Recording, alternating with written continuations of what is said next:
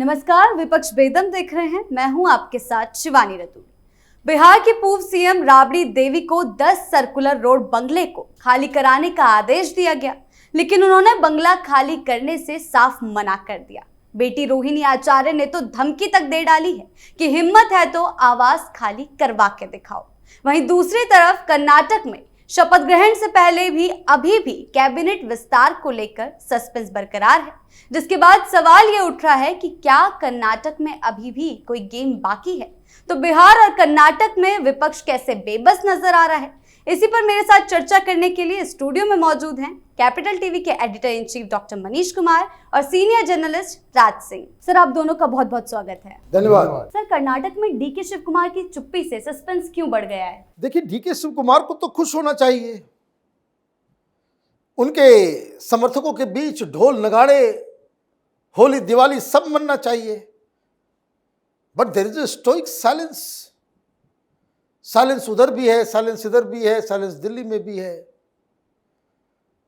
सिद्धरामैया की तरफ से यह खबर फैलाई गई थी, बताया गया था कि चीफ मिनिस्टर के साथ साथ 3-4 डिप्टी सीएम भी शपथ लेंगे, साथ ही साथ टोटल 35 और टोटल संख्या सारे मंत्रियों को एक साथ जो है शपथ दिलाई जाएगी। तो पहला झटका तो तब लगा और हम लोग जैसे लोगों को सोचने पर विवश होना पड़ा कि डीके शिव कुमार इतने धनाढ्य व्यक्ति, हिंदुस्तान के सबसे अमीर नेताओं में से इनकी गिनती होती है और उनकी ताजपोशी हो रही है। कहा जा रहा है कि बहुत छोटा सा, हल्का सा, बहुत ही लो प्रोफाइल जो है शपथ कार्यक्रम होगा।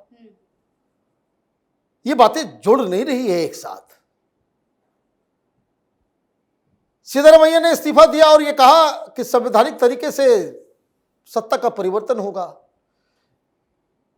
साथ ही साथ कहा कि सारे लोग, अब मल्लिकार्जुन खड़गे कह रहे हैं कि स्टेज बाय स्टेज करेंगे मंत्रियों का, मतलब रिवोल्ट की स्थिति है। इसलिए आप ये स्टॉप गैप अरेंजमेंट बना रहे हैं कि अभी कुछ को दे देंगे, बाकी लोग इस आशा में रहेंगे कि मैं बन सकता हूं इसलिए रिवोल्ट नहीं करूंगा, फिर कुछ लोगों का नाम डाला जाएगा। ये उधेर बूंद की स्थिति। चुनौती क्या है? चुनौती ये है कि शपथ के बाद आपको बहुमत साबित करना होगा और बहुमत के दौरान सिद्धरामैया जिस तरीके से वो अपनी चाल को चल रहे हैं, कुछ भी हो सकता है कर्नाटक के अंदर। सिद्धरामैया की बात नहीं मानी गई पूरी तरीके से तो ये खेल कांग्रेस पार्टी के लिए बहुत महंगा पड़ सकता है। सर, डीके शिव कुमार ने तो चुप्पी साधी हुई है, लेकिन खड़गे को आखिर कोई लिस्ट क्यों नहीं दी गई अभी तक? देखिए, खड़गे के पास तो बहुत सारा ऑप्शन नहीं है ना, यहाँ तो गेम खेल रहे हैं सिद्धरामैया। कर्नाटक में दरअसल स्थिति क्या है कि ये डीके शिव कुमार मुख्यमंत्री तो बन जाएंगे, लेकिन उनके सर पे कांटों का ताज होगा। वजह क्या है कि जो लेजिस्लेचर पार्टी है, कांग्रेस विधायक दल है, उसमें सिद्धरामैया का बहुमत है। जब 2023 में चुनाव हुआ था उसी वक्त उन्होंने चाल चल के अपने सबसे ज़्यादा लोगों को टिकट दिलवा दिया था। अब उनका वहाँ पे बहुमत है। डीके शिव कुमार को ये मालूम है कि जब तक सिद्धरामैया कोऑपरेट नहीं करेंगे तब तक ये सरकार ढंग से चल नहीं पाएगी। अब सिद्धरामैया क्या चाहते हैं कि वो डीके शिव कुमार को समर्थन तभी देंगे जब उनकी शर्तों को माना जाएगा।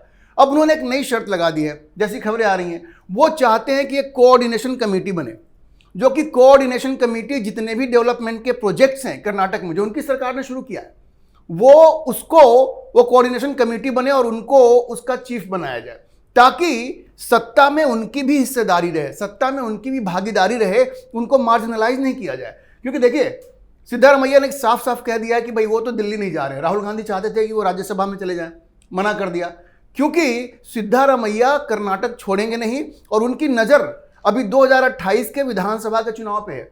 वो अब इस दांव में लगे हुए हैं कि ठीक है, इस बार तो दबाव देकर के हमसे मुख्यमंत्री की कुर्सी छीन ली तुमने, लेकिन 2028 में अगर कांग्रेस की सरकार बनती है तो फिर से वो मुख्यमंत्री पद के लिए ट्राई करेंगे। इसलिए वो कर्नाटक छोड़ के जाना नहीं चाहते और इस बार जो डीके शिव कुमार की सरकार होगी उसमें सत्ता में वो भागीदारी चाहते हैं और वो चाहते हैं कि उनको कोऑर्डिनेशन कमेटी का चीफ बनाया जाए। जब तक इन सारी चीज़ों का एक समाधान नहीं निकल जाता है, अपने बेटे के लिए मंत्री पद चाह रहे हैं, तो जब तक सिद्धरामैया की जो मांगे हैं उनकी मन माफिक जब तक कोई सॉल्यूशन नहीं निकलता है तब तक ये समस्या खत्म नहीं होगी। और डीके शिव कुमार के ऊपर शपथ लेने के बाद भी ये तलवार लटकती रहेगी। सर, एक तरफ कर्नाटक में तो विपक्ष परेशान है, लेकिन बिहार में ये क्या चल रहा है? अब राबड़ी देवी कौन सी नई शर्त पर अड़ गई? देखिए, ये बिहार ही नहीं, ये तमाम नेताओं की ये आदत है। उनको लगता है कि अगर आपको कोई सरकारी बंगला मिला हुआ है तो वह आपके नाम हो गया, आपकी बपौती है। ये किस तरीके की मानसिकता, ये फ्यूडल मानसिकता के लोग, ये कहते हैं अपने आप को समाजवादी, इनको घर चाहिए 10 सर्कुलर रोड। भाई किस बात के लिए, किस बात के लिए?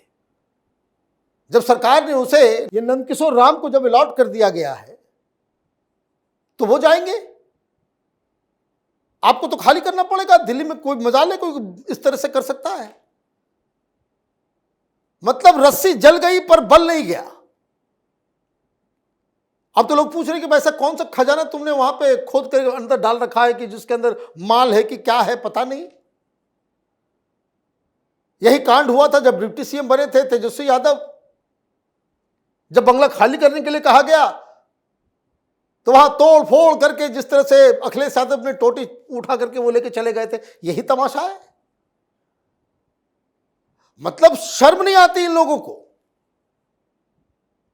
धमकी दी जा रही है कि हिम्मत है तो निकाल लो। तो हिम्मत भी है, कानून भी है, कोर्ट भी है और पुलिस भी है।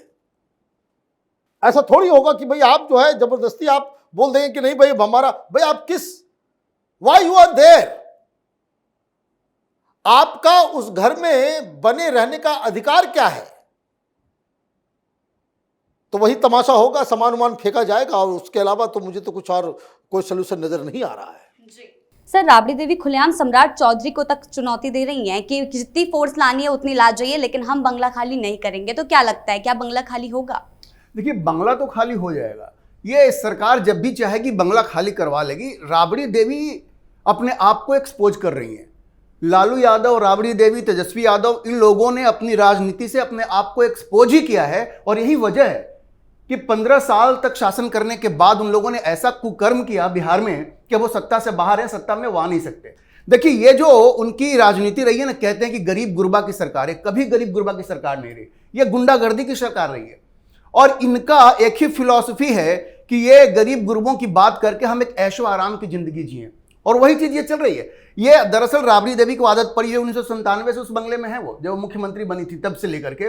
आप जान लीजिए कि पटना में महुआ बाग में उनका एक आलीशान मकान भी बना है और सामान भी वहां पे जा रहा है।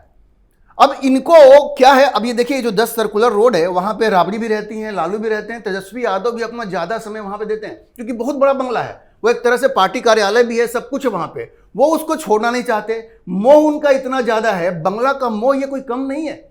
दरअसल लालू यादव पूरी तरह से कुख्यात हैं। जमीनों के प्रति उनका जो प्रेम है, आपको पता होगा, ये जमीन हड़पने की उनकी नीयत रहती है। कितनी जमीनें उन्होंने हड़पी है। जब रेलवे मंत्री हुआ करते थे, उनके ऊपर आरोप यही है कि जॉब देने के नाम पे उसके बदले में जमीन हड़प ली उन्होंने। अब ये बंगले का मोह है, वो भी उनसे नहीं जा रहा है, जबकि वहां पे एक आलीशान बंगला बना रखा है उन्होंने। तो पूरी तरह से भ्रष्टाचार में जिस तरह से लिप्त रहे हैं, और ये बिल्कुल देखिए, इसका एक फायदा भी है, जनता भी देख रही है कि किस तरह से एक बंगला के लिए लोग अपने आप को एक्सपोज कर रहे हैं। बिल्कुल नंगे ही हो रहे हैं ना, बिल्कुल, कि हम घर नहीं छोड़ेंगे। क्यों नहीं छोड़ेंगे भाई आप? ये देखिए, ये नवंबर से मामला चल रहा है। उस वक्त इस बंगले को अलॉट किया गया था विजय कुमार सिन्हा को, जो डिप्टी सीएम होते थे।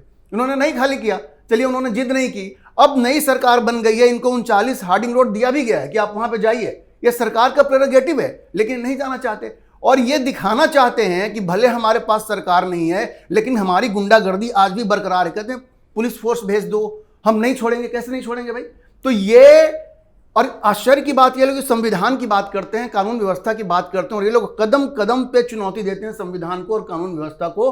तो ये सिर्फ दिखा रहा है कि ये पूरी जो राष्ट्रीय जनता दल है और लालू राबड़ी का जो परिवार है, ये हमेशा गुंडागर्दी में यकीन रखती है। गरीब गुरबा से इनका कोई मतलब नहीं है। ये अपने ऐशो आराम के लिए राजनीति करते हैं, और ये बंगला का पूरा जो कंट्रोवर्सी है वो इसी को इंगित करता है। जी, आप दोनों का इन तमाम जानकारियों के लिए बहुत बहुत धन्यवाद। धन्यवाद। तो बिहार और कर्नाटक में अभी भी और भी नाटक देखने को मिल सकता है। दोनों ही जगह विपक्ष बेबस नजर आ रहा है। तो फिलहाल विपक्ष बेदम में इतना ही। आपके इस बारे में क्या राय है, हमें कमेंट सेक्शन में जरूर बताएं। वीडियो को लाइक करें, शेयर करें और चैनल को सब्सक्राइब करना ना भूलें। धन्यवाद।